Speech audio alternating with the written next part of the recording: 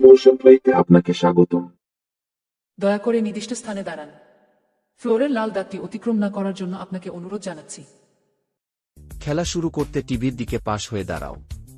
তুমি ডান হাতি হলে ডান দিকে ঘুরে দাঁড়াও, কিংবা তুমি যদি বামহাতি হও তাহলে বামে ঘুরো। টার্গেট ঠিক করতে সামনে বা পেছনে এক কদম এগিয়ে বা পিছিয়ে যাও। খেয়াল রাখো, পথটি চিনতে সাহায্য করবে স্ক্রিনে থাকা মার্কার। বল মারতে হলে হাতটা পেছনে টেনে নিয়ে একটানা সামনে ঘুরিয়ে দাও।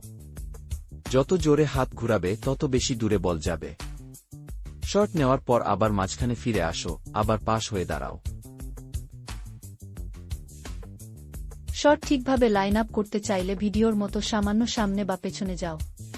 যতক্ষণ না পর্যন্ত ফ্লোরের সাদা দাগটি গাঢ় না হয়, শট নিও না। যত ভালোভাবে নিশানা ধরতে পারবে, স্ক্রিনের সাদা লাইনটা তত স্পষ্ট হবে। বল এবং হোলের দূরত্ব অনুযায়ী বলে হিট করো।